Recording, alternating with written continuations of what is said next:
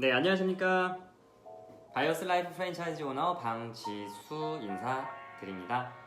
네, 요즘 아주 심각합니다. 네, 뭐가 심각할까요? 네, 미세먼지 정말 끊이지 않고 있습니다. 네, 지금 서울 각급 학교에서는 실외 수업이 금지될 정도로 지금 초미세먼지, 네, 정말 심각합니다. 네, 근데 이 미세먼지 어떻게 대처할 방법이 없을까요? 우리 서해안에다 대고 뭐 초대형 선풍기를 막 어마어마하게 설치해서 킬 수도 없는 거고, 뭐 우리 개개인이 1인당 광진복을 입고 다 다닐 수도 없는 거고, 정말 이 초미세먼지 너무나 심각합니다. 네, OECD 국가 중에서 초미세먼지가 대한민국의 최악이라고 합니다. 네, 정말 숨을 어디서 쉬어야 할지 참 걱정이 많습니다. 그래서 우리는 유난도 떨어야 되고, 항상 외출 시에 마스크도 착용을 해야 되고, 웬만하면 길거리 음식도 드시지 말아야 합니다. 이렇게 미세먼지가 많은데도 우리 몸이 견뎌내는 걸 보면 우리 신체는 정말 대단한 것 같습니다.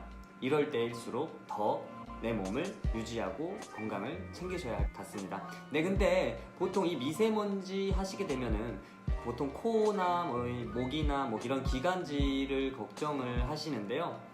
옛날에는 미세먼지가 없었죠. 네, 황사가 심할 때는 기관지 걱정을 했었어도 괜찮았을 것 같은데, 지금은 이제 황사가 아니라 미세먼지, 초미세먼지. 네, 이 초미세먼지가 대량 공기 중에 발생하고 있다는 겁니다. 근데 이 미세먼지는 단순히 기관지 문제보다 더 큰 문제가 있습니다. 네, 다들 알고 계시다시피 바로 중금속입니다. 근데 이 중금속에는 두 가지가 있습니다. 하나는 그 원래의 자체가 독이라서 우리 몸에 해로운 작용을 한다는 것이고요. 또 하나는 그 중금속이 우리 몸에 한번 들어오게 되면 우리 몸에서 안 빠져나간다는 것이죠. 이 미세먼지가 그래서 여러 가지 건강상의 문제를 우리 몸에서 일으키게 됩니다. 근데 이 피해가 생각보다 심각하다고 합니다.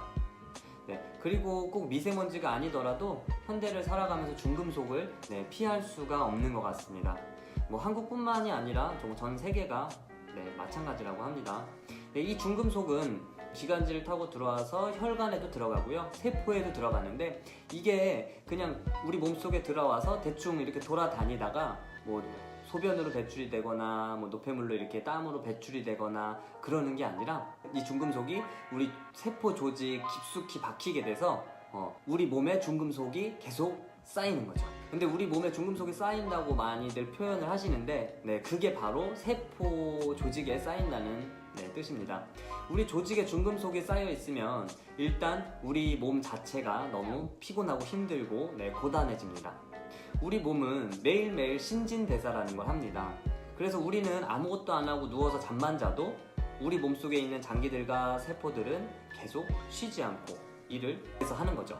그렇기 때문에 우리가 생명을 유지하고 살아갈 수 있는 거고요. 그런데 이 중금속이 우리 몸에 쌓여 있게 되면 이 대사 자체가 힘들어지면서 우리 몸에 있는 장기들도 서서히 데미지가 오고 면역력도 약해지고, 모르는 사이에 우리는 중금속에 중독이 돼가는 거죠. 중금속은 비소, 남, 수은, 니켈, 망가니즘, 셀레늄 이런 것들의 비중 4 이상의 무거운 금속 원소를 이야기하는데요. 우리는 알루미늄 같은 것에도 노출이 자주 되기 때문에 이런 것들도 우리의 건강을 위협한다는 거죠. 몸에 좋다고 하는 영양소들로는 아연, 구리, 철분 이러한 것들도 과도하게 노출이 되면 독성을 일으킵니다. 대표적으로는 윌슨병이 있습니다. 윌슨병은 구리대사 이상으로 인해서 간이나 뇌, 각막, 신장, 적혈구에 구리가 침착돼서 생기는 유전질환이고요. 이 염색체의 구리 수송 단백 유전자의 돌연변이가 발생한 병입니다. 이 유전자 돌연변이로 인해서 간이나 뇌에 구리가 축적되어 간 증상 혹은 신경학적 증상이 나타나서 이런 게 나이가 든 후에 증상이 나타나게 된다는 거죠. 우리나라 대사성 간 질환 중에는 가장 흔한 질환이고요. 조기 진단과 치료가 진짜 중요한 희귀한 질환입니다. 미네랄과 마그네슘과 같은 미네랄은 서로 경쟁을 합니다. 몸에 중금속이 많이 쌓여 있으면 아연이나 미네랄들이 들어가야 할 자리가 없는 거죠. 그 자리, 이 미네랄과 중금, 아연들 좋은 것들이 우리 세포 속에 들어가야 되는데 이 자리에 먼저 중금속이 먼저